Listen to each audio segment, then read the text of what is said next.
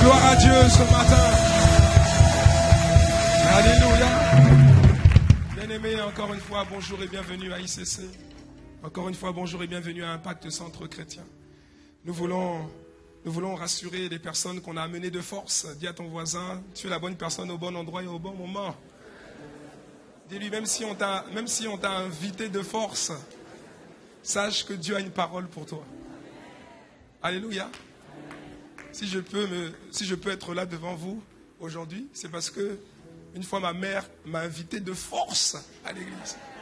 Donc il y a des invitations, et il y a les invitations de force. Alléluia. Amen. Est-ce que quelqu'un peut dire encore une fois gloire à Dieu? Merci Seigneur. Nous voulons prendre le temps de saluer tous nos bien-aimés, nos frères et sœurs qui sont avec nous, qui sont en train de rendre un culte à Dieu avec nous. Ils ne sont pas en train de suivre le culte sur Internet. Que quelqu'un dise amen à ça. Ils ne sont pas en train de suivre. On ne suit pas un culte. Ça, c'est un langage qu'on ne doit pas avoir. On ne suit pas un culte. On rend un culte à Dieu. Amen. On peut le faire et c'est une bonne chose. Ici à l'église, dis à ton voisin, c'est préférable. Et quand on ne peut pas se rendre à l'église pour des raisons valables et vérifiables, dans ce cas, on rend un culte à Dieu, on peut le faire par Internet. Amen. Est-ce qu'on peut acclamer le Seigneur avant de s'asseoir? Merci Seigneur. Merci Père. Alléluia. Alors aujourd'hui, je suis ravi d'être là. Je suis ravi d'être à Boissy. Amen. Parce que d'habitude, je dis que j'aurais aimé être à Bruxelles. Mais là, je vous dis, je suis ravi d'être là. Amen. De toutes les manières, il faut être là où Dieu te demande d'être. On ne fait pas toujours ce qu'on veut, on fait ce qu'on doit. Amen. Alors aujourd'hui, nous savons que notre pasteur principal, le pasteur Yvan, est en séminaire à Cotonou. À Cotonou. Qui connaît Cotonou? Beaucoup ne connaissent pas. Cotonou, c'est au Bénin. Voilà, en Afrique de l'Ouest, au Bénin. Et il a commencé un séminaire là-bas, jeudi, je crois.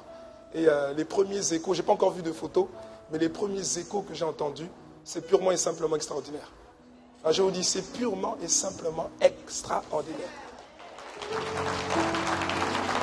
On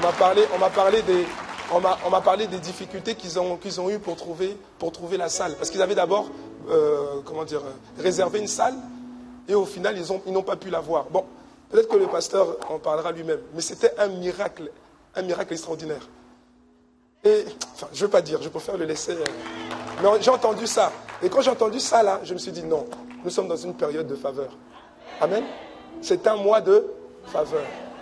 Alléluia. En tout cas, celui qui a dit amen, c'est un mois de faveur pour lui. Si tu n'as pas dit amen, vraiment c'est compliqué pour toi. Je disais une fois, vous savez, le mot amen, c'est un mot biblique. Hein? Est-ce que vous savez ça? Le mot amen, il est biblique. Ce n'est pas une expression qu'on dit comme ça, tout va amen, amen, amen, amen. Non, non, non, non. Le mot amen, il a une valeur spirituelle. Dis-moi amen. Il a une valeur spirituelle. Quand on dit, vous pensez que quand les pasteurs qui viennent ici disent, que quelqu'un dise amen, vous pensez que c'est juste pour dire amen? Le mot amen, peut-être qu'un jour on enseignera sur le mot amen. Le mot amen est la première étape qui te permet de saisir la parole. Ça ne s'arrête pas là, mais c'est la première manière de saisir la parole. Amen. Bon, peut-être qu'un jour on en parlera. Non, parce que toi, tu n'as pas l'habitude. Toi, tu penses que, oh, amen, pourquoi ils disent amen? Mais mon ami, amen a une valeur spirituelle. C'est biblique. Bon, je ferme la parenthèse, parce que vraiment, quelqu'un dit simplement amen, c'est tout. Alléluia. Alors, bien aimé, l'autre fois, lorsque je suis venu, c'était il y a exactement un mois jour pour jour, parce que j'étais là, c'était le dimanche 22. Voilà, le dimanche 22 février, on est le 22 mars, donc ça fait un mois jour pour jour. Et rappelez-vous pour ceux qui étaient là, l'autre fois j'ai parlé de faire taire la chair. J'ai parlé de faire taire la chair. Parfois on parle aussi de vaincre la chair. Ce sont des expressions qu'on entend. c'est une manière en fait de dire crucifier la chair. Que quelqu'un dise amen. C'est une manière de dire crucifier la chair. Et je veux poursuivre aujourd'hui ce que j'ai commencé il y a un mois, mais je préfère poursuivre mon message en parlant de crucifier la chair plutôt que faire taire la chair. Parce que la vérité, c'est que crucifier la chair, c'est l'expression biblique consacrée. Que quelqu'un dise amen. Galates chapitre 5, verset 24. La Bible dit que ceux qui sont à Jésus-Christ ont crucifié la chair avec ses passions et ses désirs. L'expression biblique véritable, appropriée, c'est crucifier la chair. Donc, si parfois on dit vaincre la chair ou faire taire la chair, en fait, la vérité c'est que derrière on veut dire crucifier la chair. Dis à ton voisin, crucifions la chair. Crucifier la chair, bien aimé, c'est ôter à la chair l'occasion de troubler notre âme. C'est ôter à la chair l'occasion de troubler notre âme à l'aide des 5 sens. La vue, l'ouïe, le toucher, l'odorat et le goûter. Les 5 sens, comprenons? Les 5 sens ne sont pas mauvais en soi. Les 5 sens ne sont pas mauvais en soi puisqu'ils nous ont été donnés par Dieu. Et ils nous servent, ils nous sont très utiles au quotidien. Oui ou non? Les 5 sens nous sont utiles au quotidien, notamment pour évoluer dans notre environnement qui est un environnement naturel, dans un contexte terrestre, bien que nous soyons des êtres spirituels. Amen. Toutefois, bien que les 5 sens ne soient pas mauvais en soi, toutefois, il faut comprendre que les 5 sens constituent une porte d'accès à l'âme sur laquelle la chair s'appuie pour troubler et perturber notre âme. Pour la bombarder autant que possible, et ce, dans le but de nous pousser vers le péché. Est-ce que quelqu'un me suit? Quelqu'un me suit ou pas? Par exemple, Jésus a dit, si ton œil est pour toi une occasion de chute, arrache-le. Quand il dit ça, Jésus ne souhaite pas que tu sois aveugle physiquement. Tu comprends, non? Quand il dit, si ton œil est une occasion de chute, arrache-le, il ne parle pas de l'œil physique. Il parle de la vue qui est un des 5 sens, de la vue qui a été corrompue à cause du péché. Quelqu'un me suit ou pas? Alléluia. Tu ne vas pas t'enlever les yeux. Parce que même si tu enlèves les yeux, ton âme sera toujours bombardée. Oui ou non? Alléluia. En fait, Jésus nous dit de ne pas laisser la chair se servir de nos yeux pour nous détruire. De ne pas laisser la chair se servir de la vue, qui est un des 5 sens, pour nous détruire. Et dans ce cas, il convient de ne plus regarder avec nos yeux ce qui pourrait donner de la matière première à la chair. C'est-à-dire, j'arrête de regarder telle ou telle chose. J'arrête de regarder telle ou telle série, tel ou tel type de film, telle ou telle émission. En effet, la chair va profiter des failles des 5 sens. La chair va profiter des failles des 5 sens qui ont été corrompus par le péché pour faire la guerre à ton âme et la cribler de toutes sortes de mauvaises pensées. Parce que le but de la chair, c'est de polluer ton âme avec des mauvaises pensées pour t'amener à pécher. C'est ça le but. La chair veut prendre le contrôle de tes pensées pour imposer sa volonté à ton âme. Est-ce que quelqu'un me suit? Donc je veux continuer aujourd'hui le message de la dernière fois. J'avais parlé de 9 clés. J'avais commencé à parler de 9 clés. 9 clés pratiques. J'avais dit 9 clés pratiques pour faire taire la chair. Aujourd'hui, on comprend que c'est pour crucifier la chair. En fait, j'avais parlé de 9 clés. Mais quand j'avais dit 9 clés, j'avais bien expliqué qu'elles ne sont pas exhaustives. Amen. Elles ne sont pas exhaustives. Le Saint-Esprit peut te montrer d'autres clés qui vont t'aider dans ton quotidien. Amen. Et donc, c'est ce qu'il a fait justement pour moi. Il m'a rajouté une autre clé. Donc, en fait, le message, c'est plus 9 clés, mais c'est 10 clés. Alléluia. 10 clés pratiques pour crucifier la chair. Mais avant de faire un rappel des 4 premières clés que nous avons vues il y a un mois, j'aimerais d'abord prendre le temps, j'ai eu la conviction qu'il fallait prendre le temps de nous expliquer, de comprendre la nécessité absolue pour chacun d'entre nous de crucifier la chair. Que quelqu'un les amène. Parce que quelqu'un n'est pas encore conscient du besoin qu'il a de crucifier la chair. Je viens de dire que le but de la chair, c'est de polluer ton âme avec des mauvaises pensées pour t'amener à pécher.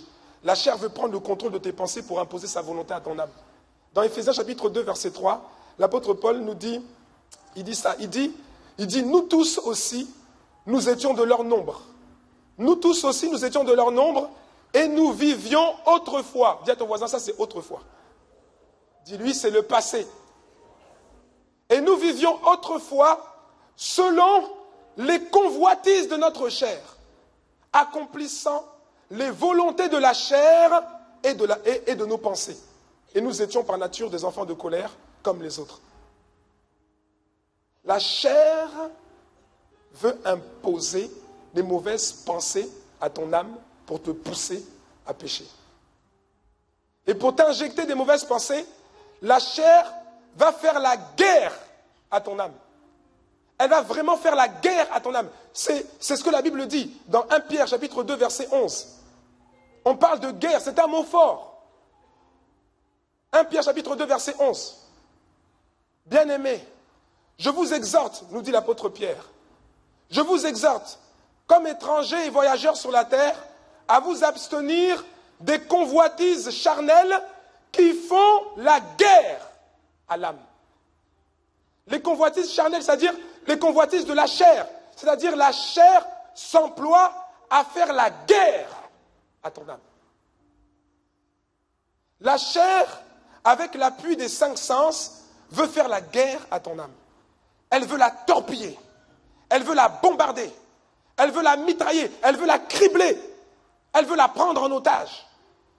Elle veut la mettre en état de siège pour te pousser, pour t'obliger à pécher.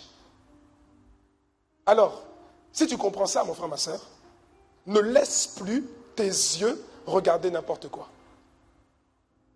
Ne laisse plus tes yeux regarder n'importe quoi. Car la vue, qui est un membre des 5 sens, va alimenter, si tu regardes n'importe quoi, la vue va alimenter la chair qui va en profiter pour souiller ton âme avec des pensées impures. Si tu comprends ce que je suis en train de dire, ne laisse plus non plus ton oreille entendre n'importe quoi.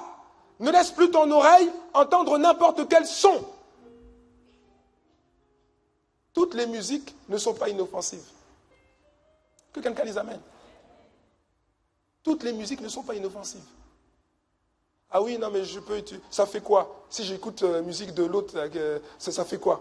Mon ami, ça bombarde ton âme. Il n'y a pas beaucoup de amen. On dirait qu'il y a des gens qui sont encore attachés à... Tu ne peux pas laisser ton oreille entendre n'importe quoi. Car l'ouïe va souiller ton âme avec des passions et des désirs impurs. Avec des pensées impures. Je me rappelle il y a plusieurs années, je me rappelle à l'époque de mon premier appartement que j'avais acheté, un petit appartement là, que j'avais acheté. Et on était là-bas, on vivait là-bas avec 2 autres frères en Christ. On était ensemble. Il y avait une seule chambre, hein. On avait les lits superposés. Voilà. Les gens se moquaient de nous, mais nous, on savait où on allait. Ouais. On mettait les choses ensemble pour que nos épargnes respectives gonflent. C'est ce que tu devrais faire toi aussi. Bon, soit, c'est pas le point. Le point, c'est qu'il y avait une chambre. On était sur des lits superposés. Et le problème, c'est qu'on entendait, bien aimé, on entendait très distinctement les bruyants ébats amoureux d'un couple dont la chambre était juste à l'étage en dessous. On entendait tout. C'est un vieil immeuble. Mon ami, Dans ces conditions, si tu n'as pas décidé de crucifier la chair, tu es foutu. Je ne vous reproduirai pas les sons qu'on entendait, parce que vraiment... Mais imaginez seulement. On était là, on essayait de dormir. Et la femme, elle criait, oh mon Dieu. Et donc le but pour nous, en fait, personne ne parlait. On cherchait à boucher les oreilles. Parce que ce que tu entendais, ça commençait à nous suivre. Pourtant, on aimait Dieu. Voilà. T'es saint. Mais ce son qu'on entendait là, amenait des pensées qu'il fallait combattre. Et donc, on bloquait les oreilles, on bloquait. Chacun chantait dans sa tête quelque chose d'autre. Oh mon Dieu, tu es bon. Oh mon Dieu, tu es bon. Dis à ton voisin, ne laisse pas tes oreilles écouter n'importe quoi. Si tu comprends ce que je dis, ne laisse plus ta main toucher n'importe quoi. Car le toucher est corrompu et il va souiller ton âme. Est-ce que quelqu'un me suit? Crucifier la chair, c'est arriver à la clouer. Crucifier la chair, c'est arriver à la neutraliser. La chair, ce n'est pas les 5 sens, mais elle se sert des 5 sens et de l'interprétation de ce que renvoient les 5 sens pour troubler ton âme. En es-tu conscient? Il faut donc la crucifier, c'est-à-dire la clouer, c'est-à-dire l'immobiliser, c'est-à-dire la neutraliser. Le sens du mot grec qui est traduit par crucifier, la chair par crucifier, c'est le mot grec stauro, ou bien stairos, je ne sais pas comment ça se prononce. S-T-A-U-R-O-O. Le sens de ce mot grec-là, c'est détruire entièrement son pouvoir. Crucifier la chair, c'est détruire entièrement le pouvoir de la chair. C'est ça, crucifier la chair. On peut parler de clouer la chair. On peut parler de la clouer, de l'immobiliser, de la neutraliser. L'apôtre Paul a employé un autre mot, toujours pour exprimer le fait de crucifier la chair. Il parle d'assujettir la chair. 1 Corinthiens chapitre 9, verset 27. Il dit ceci, il dit, « Mais je traite durement mon corps et je le tiens assujetti. » Je traite durement mon corps et je le tiens assujetti, de peur d'être moi-même rejeté après avoir prêché aux autres. Mon frère, ma sœur, je suis très sérieux. Crucifier la chair est plus qu'important pour toi. C'est plus qu'important. Ce n'est pas juste important, c'est bien plus qu'important. Car si tu n'y parviens pas, tu resteras un chrétien charnel ou une chrétienne charnelle. Né de nouveau, sauvé, mais charnel. C'est-à-dire pas conduit par l'esprit, mais conduit par la chair. Et si tu restes un chrétien charnel, laisse-moi te dire, et j'espère que ça ne t'arrivera pas, tu ne posséderas pas ton héritage en Christ. Même si Dieu t'aime. Si tu restes au niveau d'un chrétien charnel, tu ne posséderas jamais ton héritage en Christ. Tu en auras quelques gouttes, mais tu ne pourras pas le posséder entièrement. La Bible définit 3 types d'hommes sur la terre. 3 types. Il y a l'homme charnel, il y a l'homme spirituel et il y a l'homme animal. L'homme animal, ou encore d'autres versions disent l'homme naturel, la Bible dit qu'il ne reçoit pas les choses de l'esprit parce qu'il n'est pas né de nouveau. L'homme animal, c'est celui qui ne connaît pas Dieu. L'homme animal, ce n'est pas moi qui invente, c'est la Bible qui parle de ça. La Bible parle de l'homme animal. 1 Corinthiens chapitre 2, verset 14. Mais l'homme animal ne reçoit pas les choses de l'Esprit de Dieu, car elles sont folies pour lui, et il ne peut les connaître parce que c'est spirituellement qu'on en juge. Dis à ton voisin, tu vois, l'homme animal, ça existe. À l'époque, il y avait une série, on appelait ça Manimal. En fait, il y en a beaucoup des Manimal. Ça, c'est ceux qui n'ont pas eu l'esprit régénéré, dont l'esprit est mort à la vie divine. C'est l'homme animal. Ils ne connaissent pas Dieu. Ensuite, on parle de l'homme spirituel. L'homme spirituel, lui, il est conduit par l'esprit. Et personne ne le juge. La Bible dit que personne ne le juge. Il se juge lui-même au regard de la parole de Dieu. Il écoute la parole, il lit la parole, il médite la Bible, il écoute la parole. Et il ajuste sa vie par rapport à la parole qu'il entend. Et il s'ajuste autant de fois que nécessaire pour conserver une bonne conscience devant Dieu. Ça, c'est l'homme spirituel.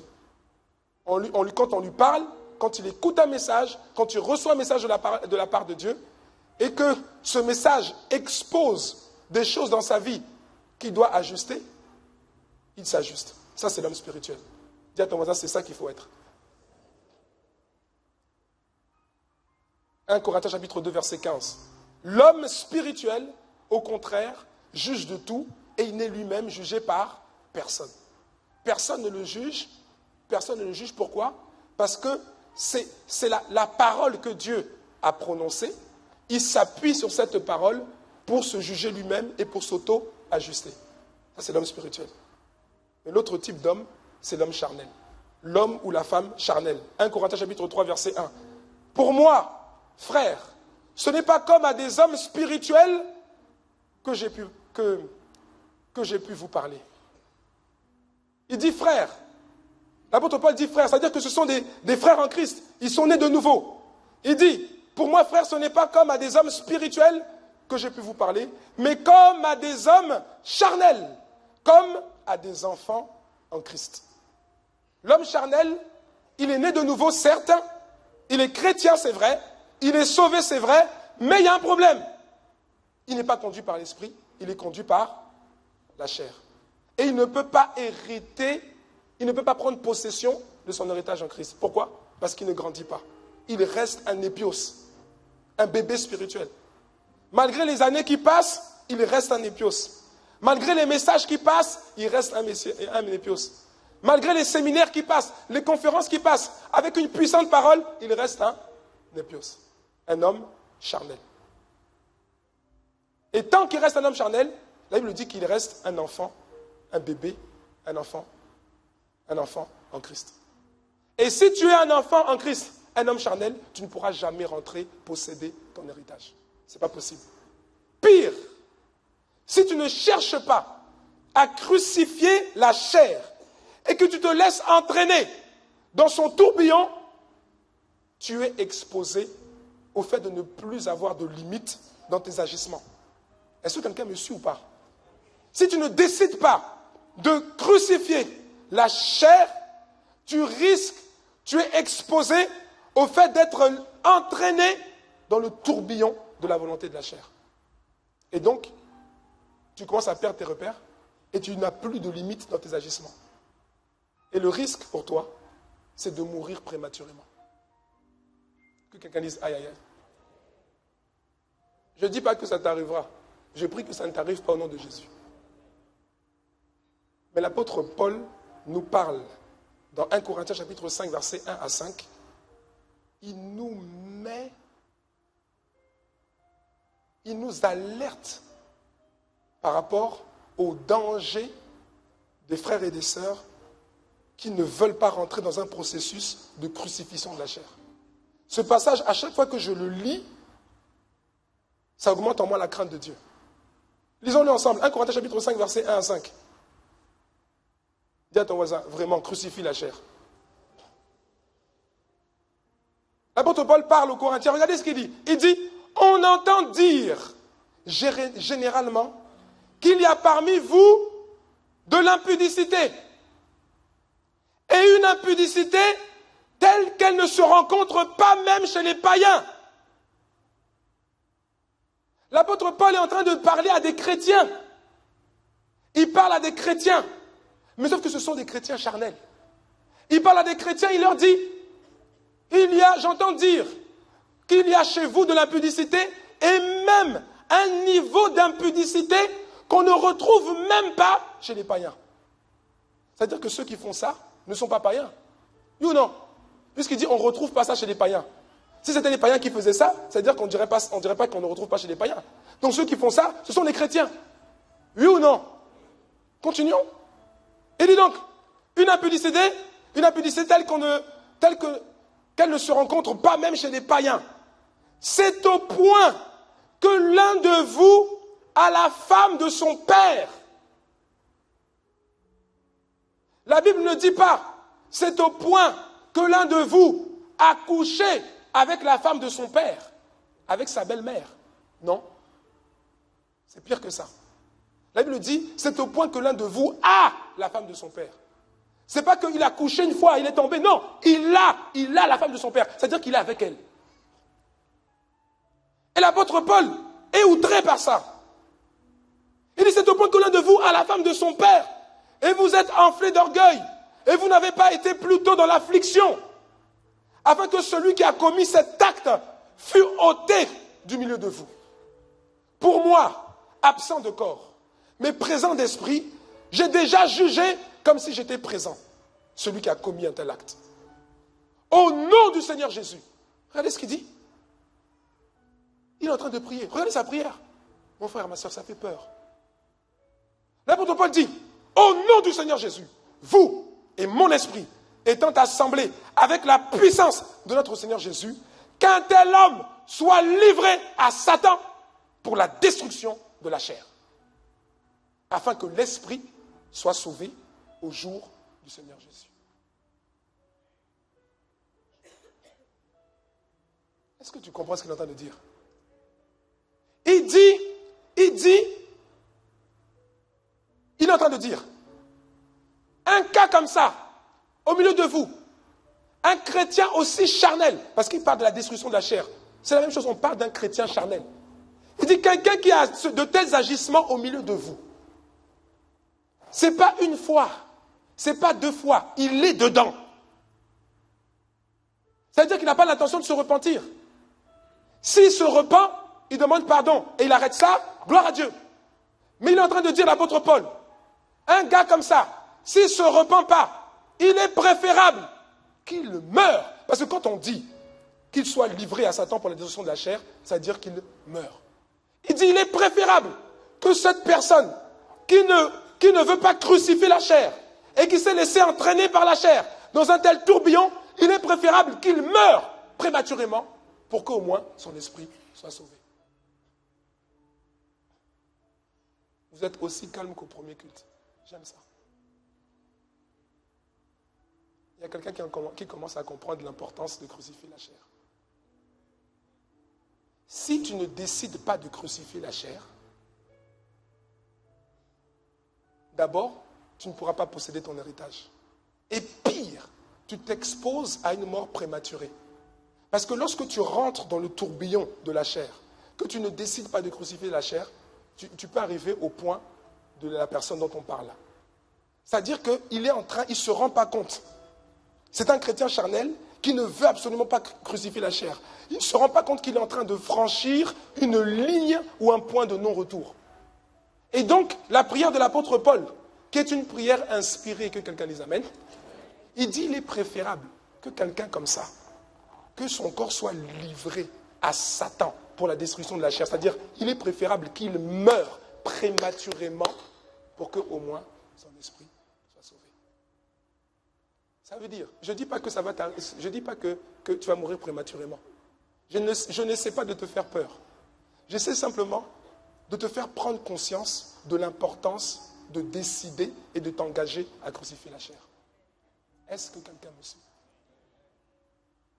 Il y a des gens qui meurent prématurément parce que Dieu les aime. C'est un peu paradoxal, non? Mais cette personne-là dont l'apôtre Paul parle, il dit, quand il dit ça là, quand il dit il est préférable qu'il meure prématurément afin que l'esprit soit sauvé au jour du Seigneur Jésus, quand il dit ça, c'est par amour. Il dit, parce que s'il reste comme ça, il y a un risque que son salut soit remis en question. Dis à ton voisin, il faut crucifier la chair. Dis-lui, c'est trop important. Donc si tu ne cherches pas à te discipliner pour crucifier la chair, et que tu te laisses entraîner dans son tourbillon, tu es exposé au fait de ne plus avoir de limites dans tes agissements, voire de mourir prématurément à cause de l'amour de Dieu pour toi, pour te préserver de l'enfer éternel. Et c'est pour cela, mon frère, ma sœur, que les messages qui parlent de crucifier la chair sont extrêmement importants pour toi et pour moi. Vous savez, à plusieurs reprises dans la Bible, la Bible parle du fait de renier la foi. Peut-être au voisin, c'est extrêmement grave. Mais la Bible en parle. Ça veut dire que ça peut arriver. C'est-à-dire que ça arrive pour certains. Ce qui est une tragédie. Ce qui est terrible. Apocalypse chapitre 2, verset 13. Et là, c'est Jésus qui parle. C'est Jésus qui parle à l'église de Pergame. Il dit ceci, il dit, je sais où tu demeures. Je sais que là est le trône de Satan. Je sais où tu demeures, je sais que là est le trône de Satan. Tu retiens mon nom et tu n'as pas renié ma foi. Tu n'as pas renié ma foi. Ça veut dire qu'il y a des gens qui, à un moment donné, renient la foi. Et le point commun à toutes ces personnes-là, c'est que c'était des personnes qui n'avaient pas décidé de crucifier la chair. S'il te plaît, aide-moi encore. Dis à ton voisin, il faut crucifier la chair. Dis à ton voisin, suis bien ce message. Prends-le, capte-le. C'est pour ton bien. Alléluia.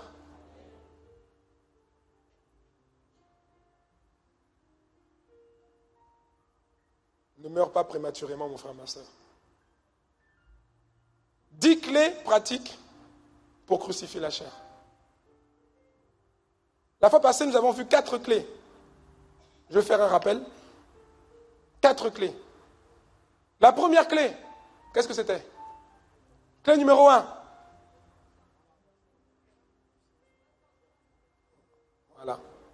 Voilà. Comme au premier culte. Pourtant, je me rappelle, il y a un mois, j'entendais des Amen, gloire à Dieu, Amen, gloire. Voilà. Qu'est-ce qui est resté?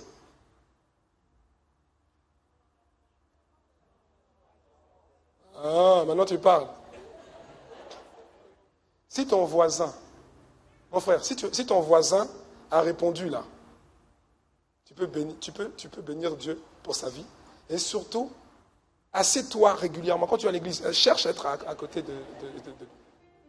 Non, si ton voisin n'a pas répondu, bon, soit il n'a pas répondu. Mais si en plus il n'a pas répondu, et en même temps, il ne prend même pas de notes, alors dis-lui non, toi là, tu es en danger. Après, il va te dire, non, je réécoute sur Internet. Mon ami, il ne réécoute pas sur Internet. Il ne réécoute pas. Bien-aimés, comprenons. Comprenons. Nous avons besoin de répétition. Nous avons besoin de répétition. Jésus a dit à ses disciples, il a dit, alors qu'il devait partir, ses disciples ne voulaient pas qu'il parte, ils étaient émotionnellement touchés, ils voulaient qu'il reste. Et Jésus a dit, mais vous ne comprenez pas, il est avantageux pour vous que je m'en aille. Parce que lorsque je m'en serai allé, je vous enverrai l'Allos Parakletos, le Saint-Esprit. Et qu'est-ce qu'il va faire? Il va vous rappeler les choses que je vous ai dites. Et il va vous enseigner toutes choses. Il va faire quoi? Il va vous rappeler. Tu as besoin qu'on te rappelle.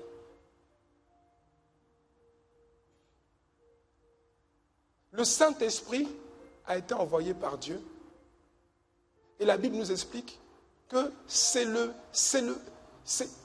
Dieu ne pouvait pas nous donner un meilleur cadeau que le Saint-Esprit.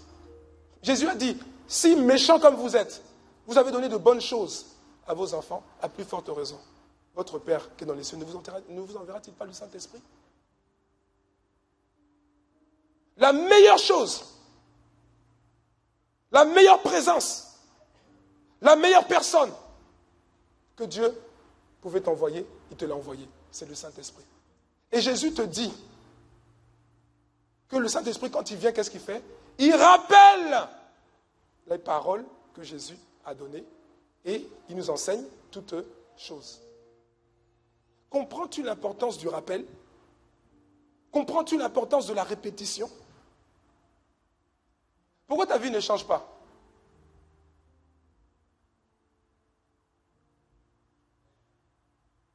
Lorsque tu manges un aliment et que tu veux que cet aliment te procure toutes les vitamines, tout ce qui peut t'apporter. Quand tu manges un aliment, tu mets l'aliment dans ta bouche, mais tu ne l'avales pas d'un coup. Bon, il y a des gens qui font ça, ils prennent le poulet, ils l'avalent. Mais une personne normale, qu'est-ce qu'elle fait?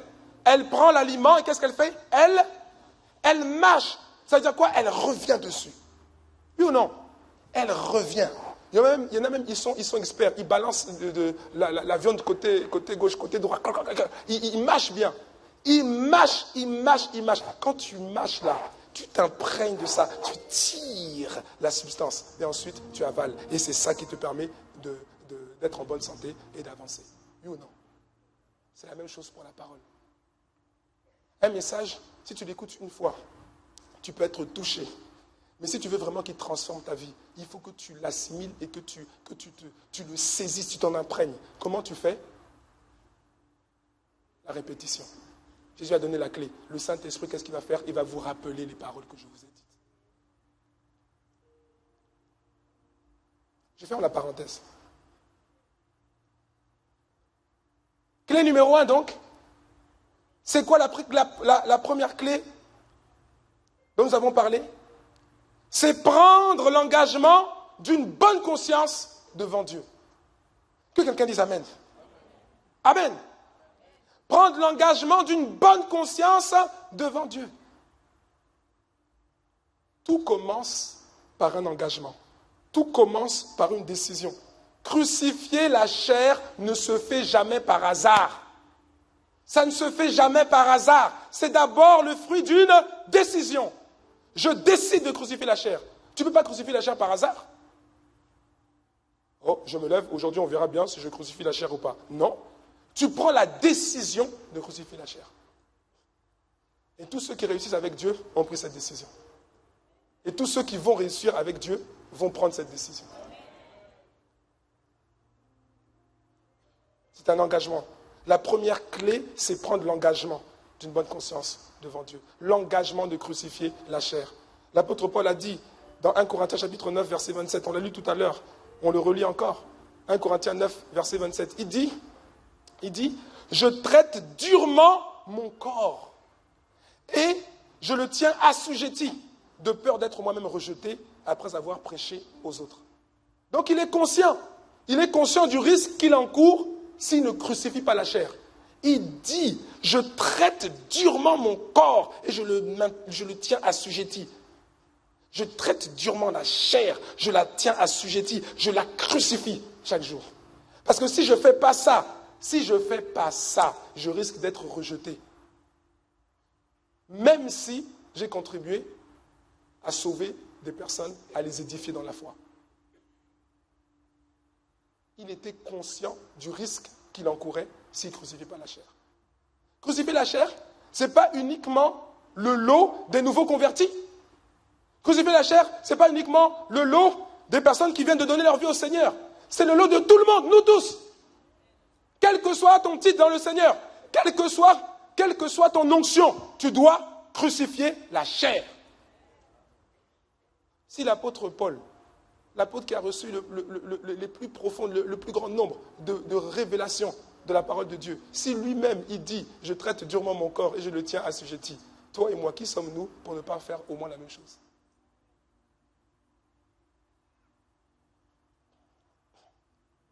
Ce sont des mots forts qui traduisent le ferme engagement de l'apôtre Paul. Un ferme engagement de maintenir une bonne conscience devant Dieu. Un ferme engagement de crucifier la chair. Alléluia. Et permettez-moi, juste par rapport à ça. Parce que je dis, c'est une décision, n'est-ce pas? La première clé, c'est de prendre la décision. Amen. Vous savez que nous avons un de nos pasteurs, le pasteur Jacques. Amen. Qui a écrit un livre. J'aime le titre. C'est pas juste restaurer mon âme. Le titre, c'est quoi? Il connaît? Je peux vous le montrer, non? Quelqu'un ne l'a pas vu. J'aime ce titre. Je décide de restaurer mon âme. Pourquoi? Parce que c'est d'abord une décision. Enfin, je te conseille ce livre. Oui, je te le conseille. Ah oui. Je l'ai parcouru, j'ai vu que dedans qu'il y a plusieurs exercices pratiques. Plusieurs exercices pratiques qui t'aident à crucifier la chair. Des exercices pratiques. Dis-moi amen. Amen. Alléluia. Beaucoup de gens cherchent à avoir un rendez-vous. de soins pastoraux. Je veux un rendez-vous avec le pasteur Jacques. Je veux un rendez-vous avec le pasteur Jacques. Mon ami, si tu demandes un rendez-vous avec le pasteur Jacques, tu vas l'avoir au bout de 3 ou 4 semaines. Si tu lis son livre en 1 semaine, tu auras déjà certainement la réponse aux questions que tu te poses. Pourquoi attendre 4 semaines? Prends seulement le livre en 1 semaine, tu l'as lu. Pourquoi je parle de ça? Parce que j'aime le titre « Je décide ». Dis à ton voisin, ça commence par une décision. C'est la première clé. C'est la première clé. Ce n'est pas juste une des clés. Dis à ton voisin, c'est la première clé. C'est la première clé. C'est d'abord une décision que tu prends. Amen. Deuxième chose. Deuxième clé. C'est quoi?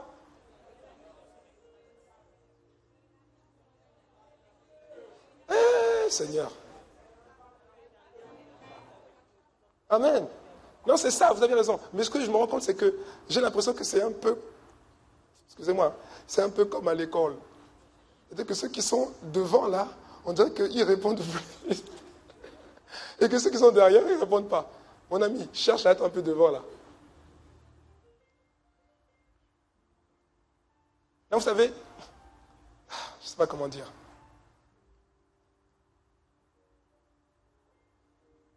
Je n'ai pas envie de paraître lourd. Mais je me demande si, certains en sont conscients, mais je me demande si toi, mon frère, tu es conscient, ma soeur, si tu es consciente, du devoir que tu as de prendre les messages que tu entends tous les dimanches. Quand je dis prendre les messages, c'est les prendre de différentes manières. Déjà, les écouter, prendre des notes. Si tu peux, aller prendre des coffrets pour réécouter. Et si tu ne peux pas, réécoute sur Internet. Quand je dis prendre les messages, c'est se les approprier. Je ne sais pas si tu réalises ça. Pourquoi continuer à souffrir? Ton salut, ta délivrance, ta guérison, tout ce que tu attends là, tout ça commence d'abord par une parole. Tout. C'est pas par une imposition des mains. L'imposition des mains vient confirmer quelque chose qui a déjà commencé par une parole. Jésus a dit, vous connaîtrez la vérité. Et c'est la vérité qui vous affranchira. C'est pas une imposition. On peut t'imposer les mains, il n'y a pas de problème. Mais la vérité, c'est que même si on t'impose les mains, si tu n'as pas d'abord reçu la parole qui te convient pour changer ta situation, il n'y a aucune imposition des mains qui changera. Pourquoi est-ce que Jésus n'a pas fait de miracle à Nazareth? La Bible dit qu'il n'a pas fait de miracle. La Bible dit qu'il n'a pu faire aucun miracle si ce n'est guérir quelques malades. Pourquoi? Il n'a pu faire aucun miracle. Même s'il a fait des impositions des mains, il n'y avait pas de miracle. Pourquoi? Parce qu'il n'avait pas reçu, les Nazaréens n'avaient pas d'abord reçu la parole. Chaque dimanche, tu ne viens pas suivre un culte. On a dit tu viens rendre un culte. Et ce que tu entends, c'est la parole de Dieu. La parole que Dieu a préparée pour toi. Si tu ne saisis pas cette parole, mon frère, ma soeur, je suis désolé de te dire, si tu n'apprends pas à saisir cette parole, à capter cette parole, à garder cette parole, à vivre cette parole, ta vie ne changera pas.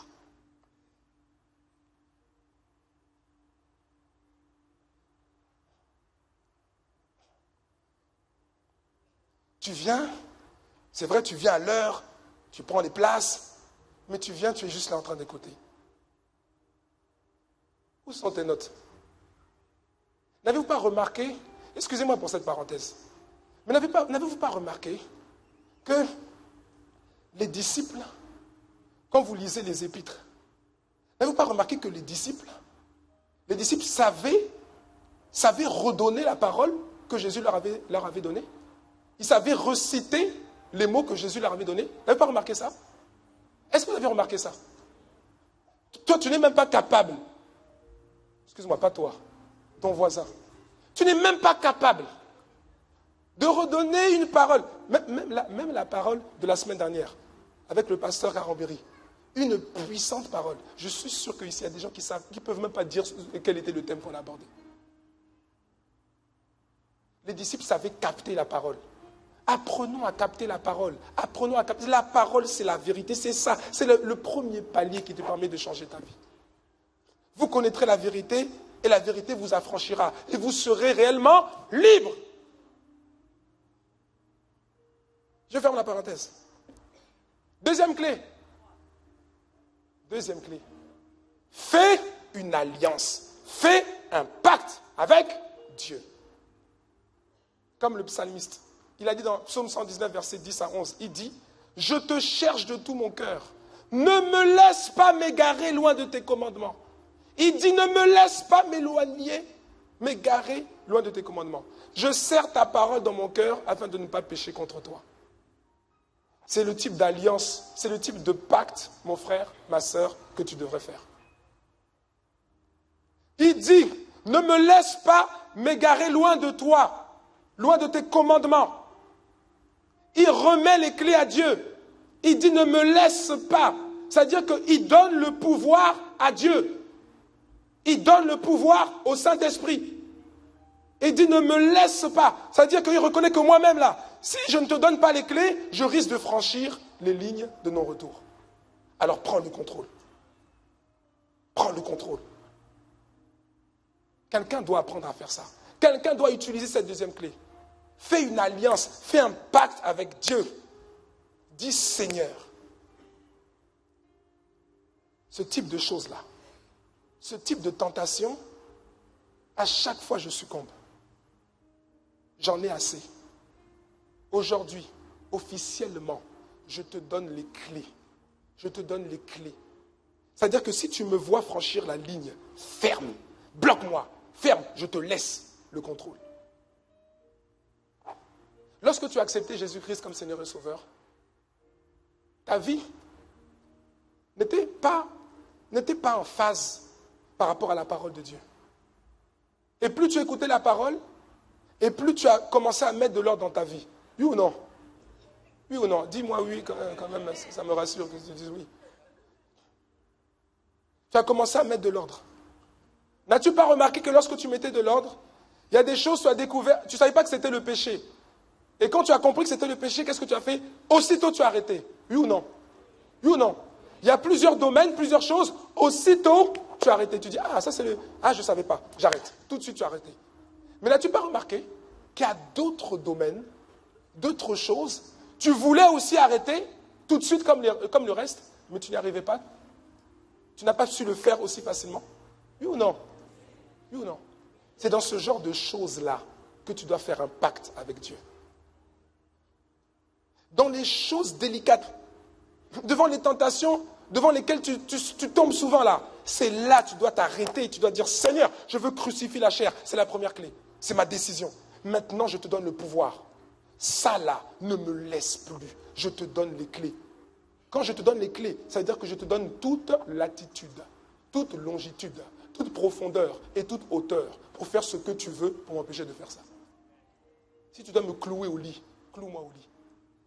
Si tu dois me faire perdre mon boulot, fais-moi perdre mon boulot.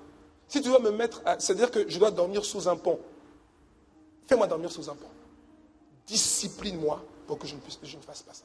Je te donne les clés. C'est ce que le psalmiste a fait. Je te cherche de tout mon cœur. Ne me laisse pas m'éloigner loin de tes commandements.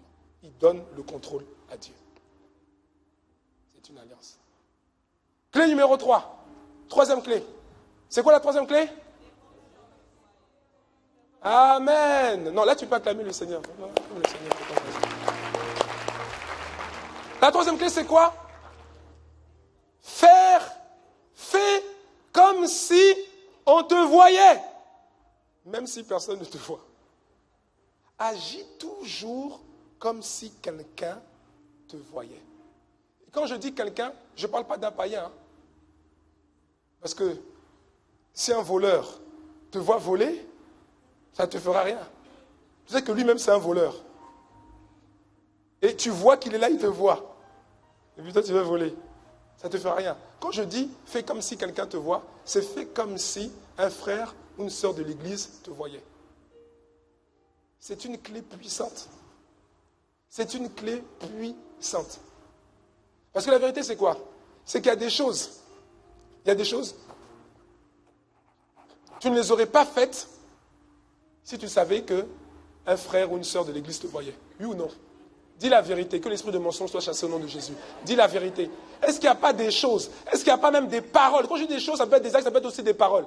Est-ce qu'il n'y a pas des paroles que tu n'aurais pas prononcées s'il y avait un frère en Christ dans la salle? Oui ou non? Tu vois, non?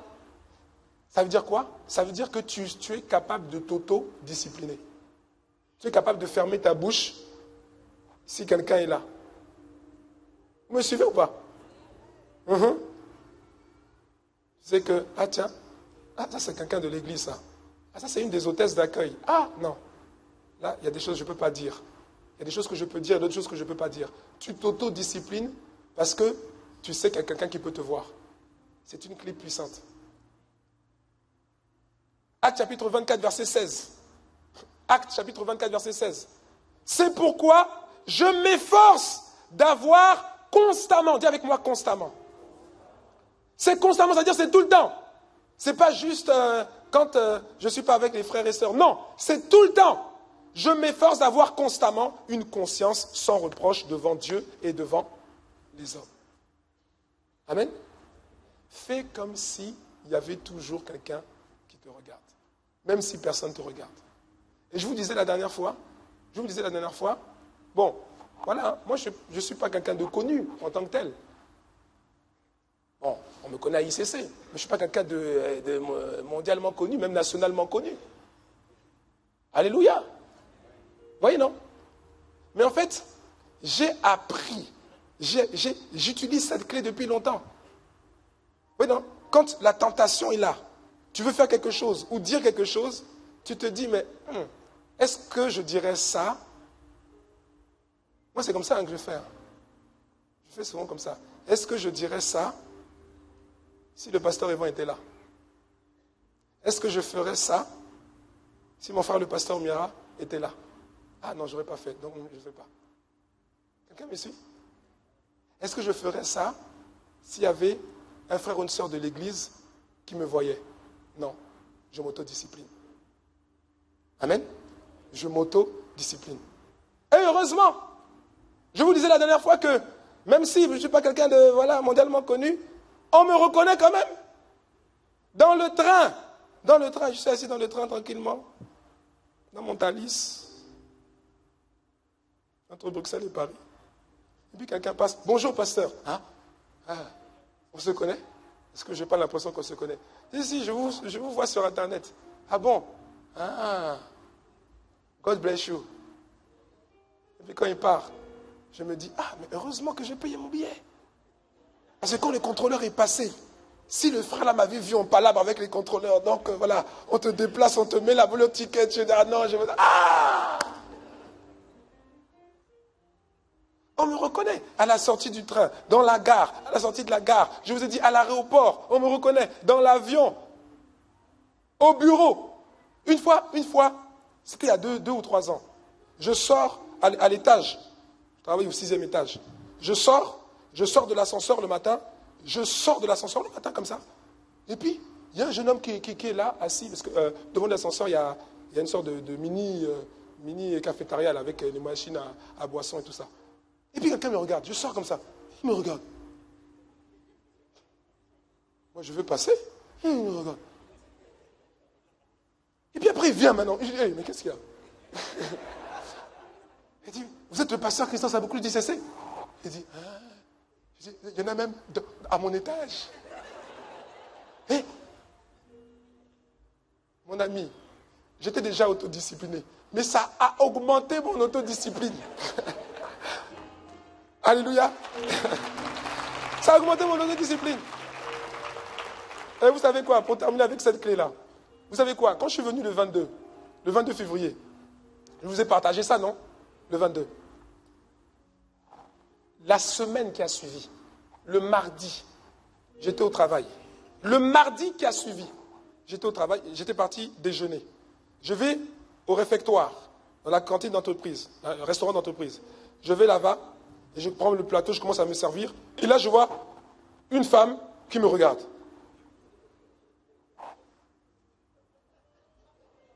Je la regarde.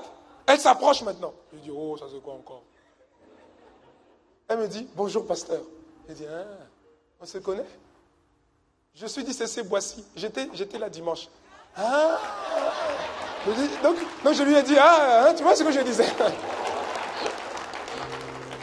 Elle dit qu'elle travaille là. Je dis, tu travailles là. Ça a augmenté mon autodiscipline.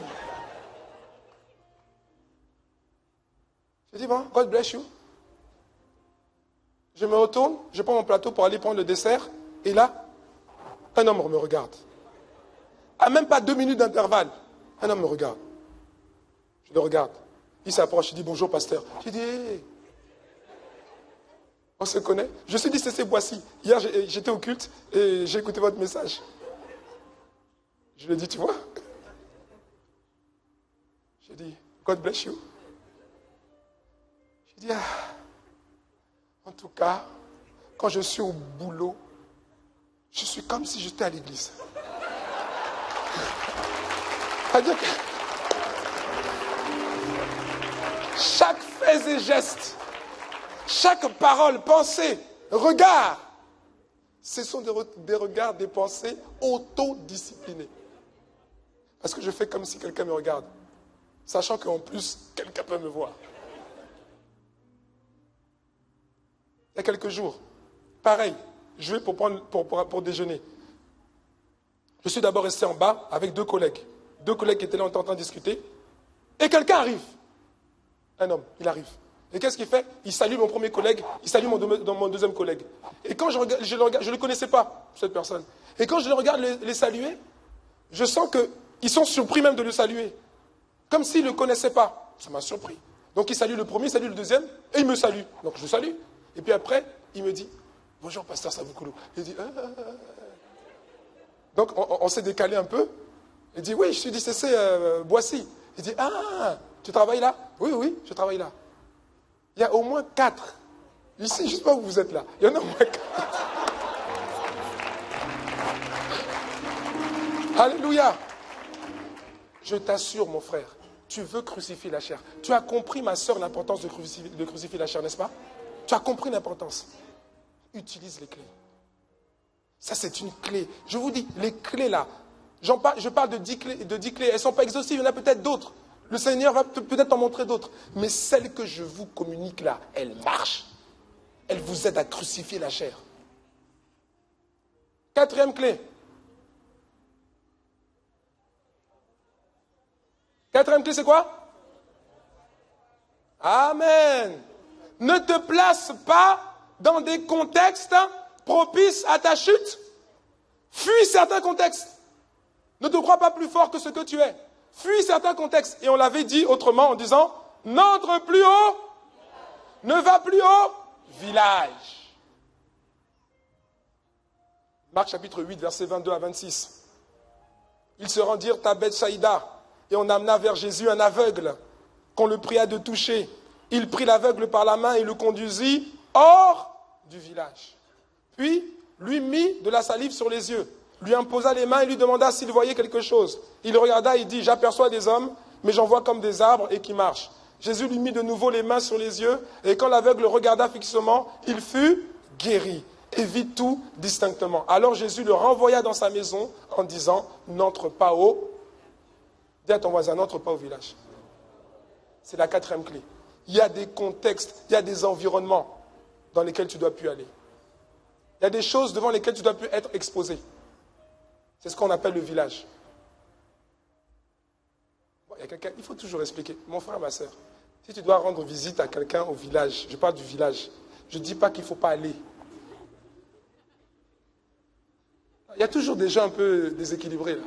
Le pasteur a dit, ton vieil oncle t'attend au village. Il dit, non, le pasteur a dit, on ne va plus au village. Je ne sais pas ça. Ton village, c'est les contextes, c'est les environnements, c'est les situations qui mettent ta chair en ébullition, qui rappellent un souvenir vivace à ta chair. Quelqu'un me suit ou pas? C'est ça le village. On amène à Jésus un aveugle. On demande à Jésus de toucher l'aveugle. Jésus touche l'aveugle. L'aveugle reste aveugle. Donc qu'est-ce que Jésus fait? Il prend l'aveugle, deuxième tentative, parce que la première tentative, il touche l'aveugle est toujours aveugle. La Bible dit que Jésus prend la main de l'aveugle et et il le sort hors du village. Et là, il prend la salive, il met sur les yeux de l'aveugle et il impose les mains. Il demande à l'aveugle, est-ce que tu vois? L'aveugle dit, pas trop, coup-ci, coup-ça, mi-figue, mi-raisin. Donc, qu'est-ce que Jésus fait? Jésus lui impose encore les mains, troisième tentative. Et c'est là que maintenant, il dit, oui, maintenant je vois bien. Et qu'est-ce que Jésus lui dit? Jésus lui dit, maintenant, retourne à la maison, mais surtout, n'entre plus au village. Le village, c'est de là d'où le Seigneur t'a tiré. La boue du péché dans laquelle tu étais là. Ne va plus là-bas. Ça a été tellement difficile de te sortir de là. Ça a été tellement difficile pour toi d'obtenir cette guérison, d'obtenir ce miracle, d'obtenir cette libération, d'obtenir cette restauration. Ne retourne pas au village. Parce que si tu retournes au village, ça va remettre en cause le bénéfice de ce que tu as déjà acquis. Jésus te dit, ne va pas au village. Ne retourne pas là-bas. Tu sors d'un niveau d'alcoolisme avancé. Le Seigneur t'a fait grâce. Ton village, c'est le bistrot. Ton village, c'est la brasserie. Ton village, pour certains, c'est le maquis. Ton village, pour d'autres, c'est le nganda. Ton village, c'est le pot trop arrosé de tes collègues quand ils font une promotion. Ils font des pots, dans leur pot d'arrivée, de départ, de promotion, il n'y a même pas un jus de raisin. Il n'y a même pas un jus d'orange. Et puis ils te disent, viens. C'est ton village, parce que tu sais d'où tu viens. Dis à ton voisin, n'entre pas au village. N'entre pas au village. Pour quelqu'un d'autre, le village, c'est la boîte de nuit. C'est la soirée. C'est la surprise partie. C'est certains mariages où il ne faut pas rester trop tard. Non, mais c'est ma belle-sœur quand même. Il faut que j'aille à son... C'est mon cousin, c'est ma cousine quand il faut que j'aille à son mariage. Il n'est pas enfant de Dieu. Elle n'est pas enfant de Dieu. Tu peux aller au mariage si tu veux. C'est ta famille. Mais quand ils vont commencer à lancer la musique là, je ne vais pas donner de nom parce qu'en fait je ne les connais pas. Ça fait longtemps que j'ai quitté ce village-là. Ils vont commencer à danser les... Voilà. Bon, moi je ne sais pas si c'est d'actualité parce que vraiment moi je ne connais pas. À l'époque on disait Ndombolo, je ne sais pas là. Dès qu'ils vont lancer ça, la chair va rentrer en ébullition. Parce que toi tu étais un dombolologue. C'est un village pour toi. Et donc toi qui exhortais la cousine en disant, cousine, vraiment, faut pas, vraiment Dieu, faut aller Jésus, et qu'il lance sur la piste. Au début, tu es un peu retenu. Mais à un moment donné, il y a un son là. La chair en ébullition et puis elle tu repars. C'est ton village. Tu pouvais aller, mais il fallait partir vite. Parce que soutenir ta cousine à son mariage, ça, c'est pas le village. Mais à partir du moment où ils ont lancé, ça, c'était le village. Il faut partir. Alléluia!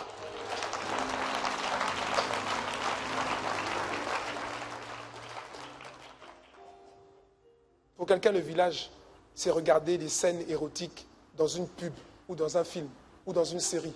Mon frère, arrête ça. Arrête ça. Après, tu dis, oui, j'ai toujours des problèmes. Je suis encore tombé. Je suis encore tombé dans la masturbation. Je suis encore tombé dans ceci. Je suis encore tombé dans cela. Pourquoi? Parce que tu es retourné au village. Tu utilises la première clé. Tu t'es engagé. Tu utilises la quatrième clé. Dès qu'une publicité. Maintenant, dans les publicités, on ne sait pas. Non, mais franchement, on ne sait pas. Tu vends une voiture, il faut mettre quelqu'un nu devant la voiture. Oh. Non, mais c'est le comble, quoi. Tu vends des vêtements, il faut mettre quelqu'un nu. Mais si tu vends des vêtements.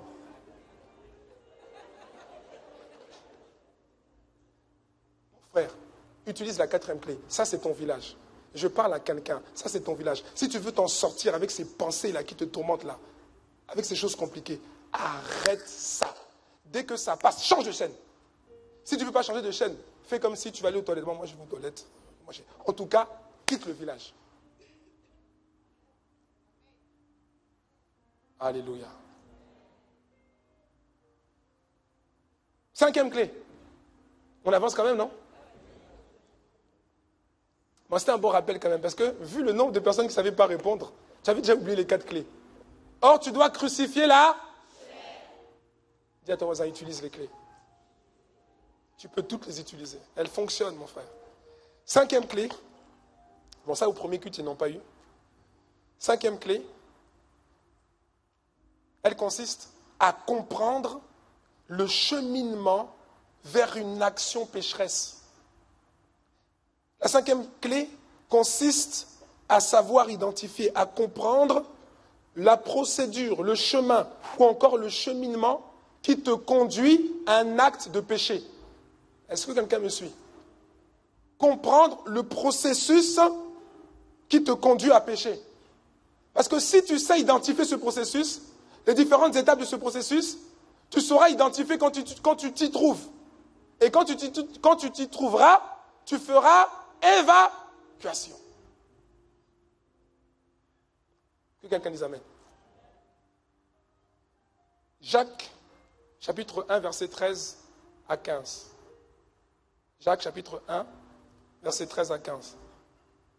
Que personne, lorsqu'il est tenté, ne dise « c'est Dieu qui me tente ». Car Dieu ne peut être tenté par le mal.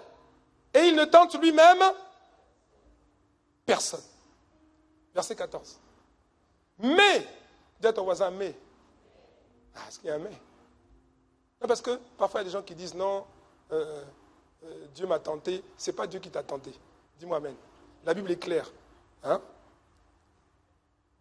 Car Dieu ne peut être tenté par le mal et il ne tente lui-même personne. Verset 14. Mais chacun, dis à ton voisin chacun, ça veut dire que c'est nous tous. Ça veut dire que ça concerne nous tous. La Bible dit, mais chacun c'est nous tous. Nous tous. Nous tous. Mais chacun est tenté. C'est nous tous, ce n'est pas quelques-uns. C'est nous tous. Nous tous. Nous tous. C'est le même processus. C'est le même cheminement qui emmène au péché. C'est le même. Il ne change pas. Quelle que soit ton onction. Quel que soit ton grade spirituel. Mais chacun est tenté quand il est attiré. Chacun est tenté quand il est attiré et amorcé par quoi? Par le diable, par les démons, par les puissances des ténèbres occultes, par les terreurs de la nuit. Mais par quoi alors? Mais non, c'est pas possible. La Bible dit que chacun est tenté quand il est attiré et amorcé par sa propre convoitise. Puis, la convoitise, lorsqu'elle a conçu, elle enfante le péché. Et le péché, d'ailleurs, étape, une fois qu'il est consommé, le péché étant consommé, produit quoi? La mort. Voici le cheminement qui entraîne une personne à pécher. Il ne change pas, c'est le même à Boissy, c'est le même à Bruxelles, c'est le même au Guatemala, c'est le même en Russie, c'est le même à Matadi, c'est le même à Shanghai, à Guangzhou, c'est le même partout. C'était le même il y a 2000 ans, c'était le même il y a 4000 ans, c'est le même aujourd'hui et c'est le même demain. Si tu arrives, si tu es conscient des étapes de ce cheminement, que tu sais les identifier, tu sauras reconnaître quand tu es tombé dans ce cheminement. Et quand tu reconnais que tu es dedans, qu'est-ce que tu fais? Évacuation. Dis-moi amen. Première étape. Plusieurs étapes nous sont clairement décrites ici. Première étape, la tentation attire. Ça commence par la tentation. Qui envoie la tentation? Est-ce que c'est Dieu? Est-ce que c'est Dieu? Non, la Bible nous dit que ce n'est pas Dieu. Qui envoie la tentation? C'est le tentateur. C'est le tentateur. Parfois même, le tentateur n'a même pas besoin de tenter parce que ta propre convoitise s'active. Mais sinon, en général, celui qui envoie la tentation, c'est le tentateur. Donc, première chose, la tentation attire. Pourquoi? Parce que ta chair, même si elle est crucifiée, même si elle est immobilisée, ta chair n'est pas complètement, vous voyez non, elle n'est pas, elle existe toujours. Quelqu'un me suit ou pas? Hein? Même si elle est bloquée, même si tu l'as. C'est pour ça que l'apôtre Paul, regardez, le mot qu'il utilise, il dit, je la maintiens assujettie. Hein, ça veut dire qu'elle cherche à reprendre le pouvoir, mais il la bloque. Ça va ou pas? Oui, non? Donc la première étape, c'est quoi? C'est la tentation, parce que la tentation attire. Pourquoi? Parce que ta chair est en mode veille, en fait. Elle est toujours en mode veille. Elle est toujours en mode veille. Encore une fois, quel que soit ton grade spirituel, quel que soit ton titre, quelle que soit ton onction, ta chair, même si tu la maintiens assujettie, elle est en mode veille. Elle attend un signal, elle attend une onde pour s'activer. Une tentation. Donc, tu peux sortir de ce cycle dès cette première étape-là. L'étape où une tentation se présente devant toi. Une tentation se présente, et qu'est-ce qui se passe? Tu commences à être attiré. Parce que la Bible dit, chacun est tenté quand il est attiré. C'est la première chose. Quelqu'un me suit ou pas? Ou bien ça va, non? La tentation, il y a une tentation, quel que soit le domaine, il y a différents domaines. Le diable tente dans tous les domaines. Amen? Il y a une tentation qui est là. Et tu comprends que c'est une tentation parce que tu commences à être attiré. La tentation attire. Le fait qu'elle attire, ça ne veut pas dire que tu as péché. Que quelqu'un dise amen à ça. La tentation attire, on est d'accord ou pas? Qu'un homme dise amen. Qu'une femme dise amen. La tentation attire. Tu ne peux pas dire le contraire. La tentation attire. D'accord? Donc quand tu sens déjà que tu es attiré. Hey. Tu marches dans la rue, mon frère. Entre parenthèses. J'ai remarqué, avant je prenais beaucoup les transports, RER, métro, bus et tout ça, tram et tout ça. Aujourd'hui, je me déplace plus en voiture. Et franchement, parfois, quand je prends le tram là, le métro, tout ça, en été, je dis, Seigneur, vraiment garde mes frères, quoi. Parce que la tentation attire et elle tire de tous les côtés. Mon ami, cette parole est pour toi. Tu marches, et puis une superbe femme apparaît. Qu'est-ce qui se passe? La chair qui était en mode veille, elle cherche à se... Oh! Hey! Tourne-toi! Non! Ce n'est pas ma femme. Tourne-toi! Mais elle va passer! Elle va changer de rue, mais tourne-toi, mais quand même, ça arrive rarement, ça. Il faut au moins 1 an avant de retrouver une femme comme ça.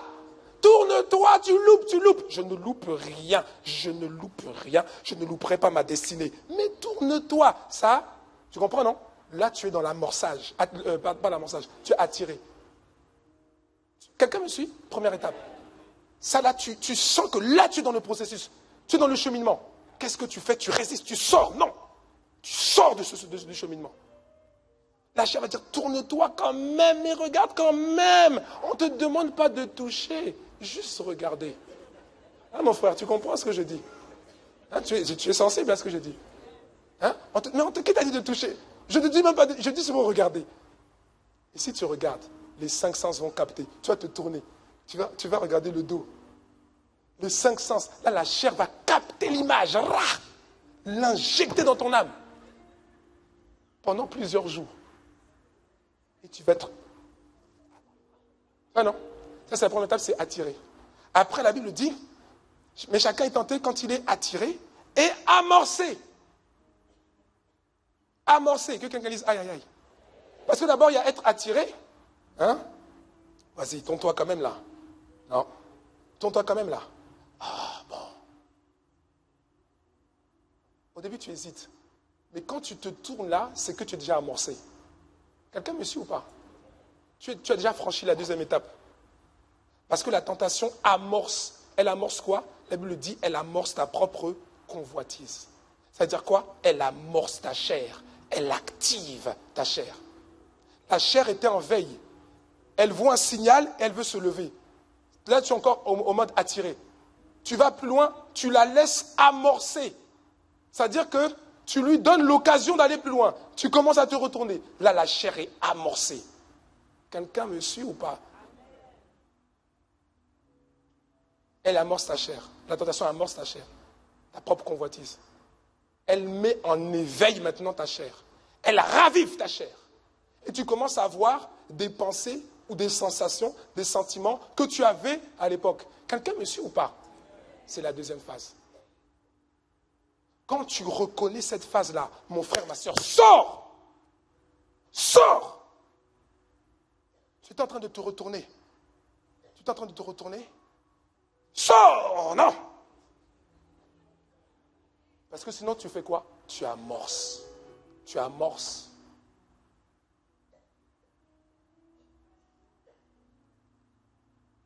Chacun est tenté quand il est attiré à amorcer. Par quoi? Par sa propre convoitise. À cette étape, tu peux sortir de ce cycle dès que tu le repères. C'est la deuxième étape. Sors vite. Sors vite. Ensuite, la tentation devient convoitise. Que quelqu'un dise aïe aïe aïe. Là, tu commences à aller sur l'autoroute qui t'emmène vers le péché. Là. La tentation devient convoitise parce que la chair a été activée.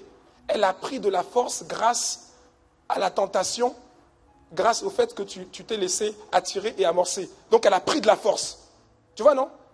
Donc, plus tu vas loin dans l'étape, plus ça va être compliqué pour toi d'en sortir. Parce que tu auras donné, tu vois, non? Tu auras donné de la force, de la matière à la chair. C'est pour ça qu'il faut sortir vite. Dès que tu commences à être attiré ou dès que tu commences à être amorcé, il faut sortir là rapidement. Est-ce que ça aide quelqu'un? Tu peux sortir de ce cycle dès que tu repères cette troisième étape. Sors vite car le gouffre se rapproche. Parce que la quatrième étape, c'est quoi? La Bible dit que, ensuite, puis la convoitise, lorsqu'elle a conçu, elle enfante le péché. Elle commence par quoi? Elle commence par concevoir.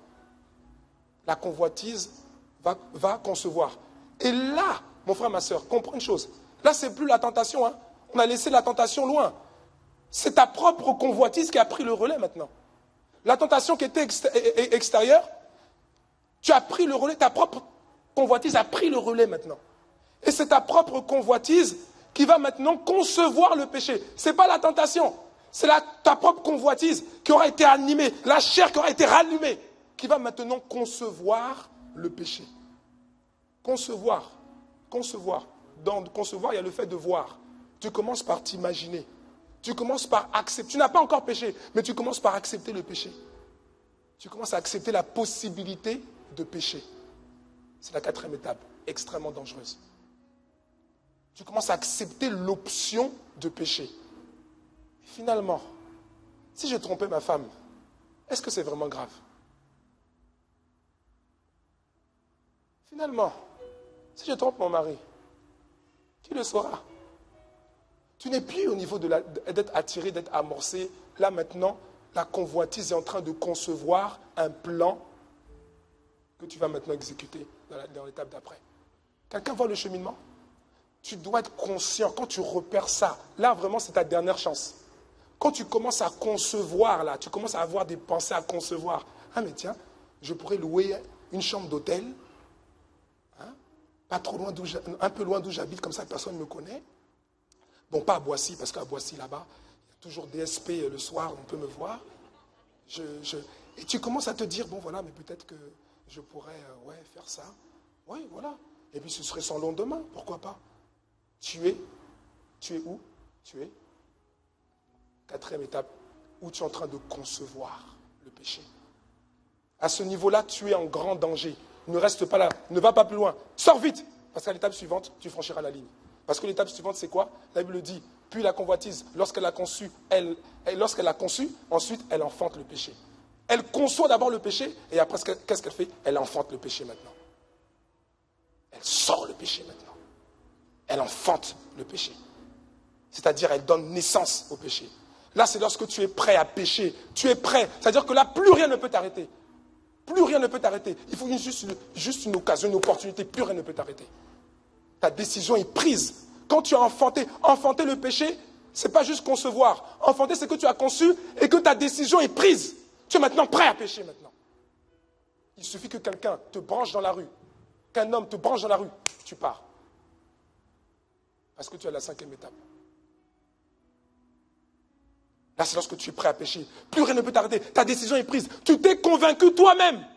Ce n'est même pas la tentation qui t'a convaincu. C'est ta propre convoitise. Parce que tu as réactivé la chair. Tu t'es toi-même convaincu. Tu as conçu. Tu es maintenant prêt à enfanter.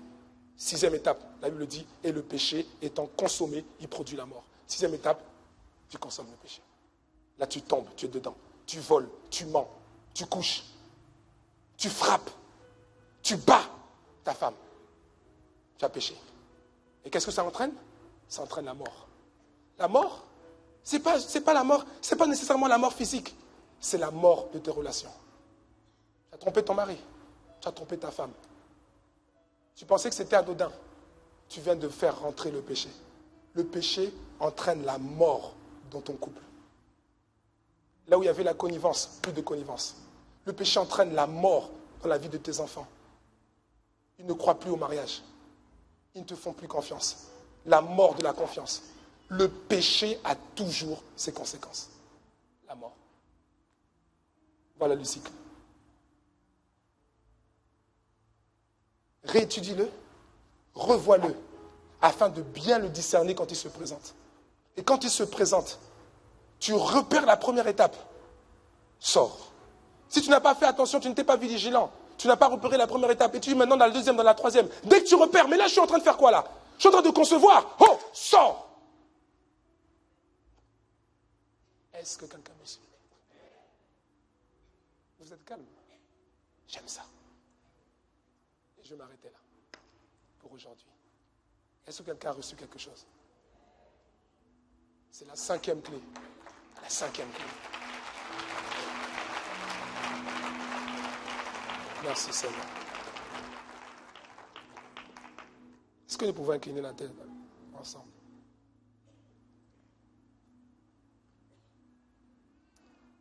Élève la voix là où tu es. Mon frère, ma soeur, s'il te plaît.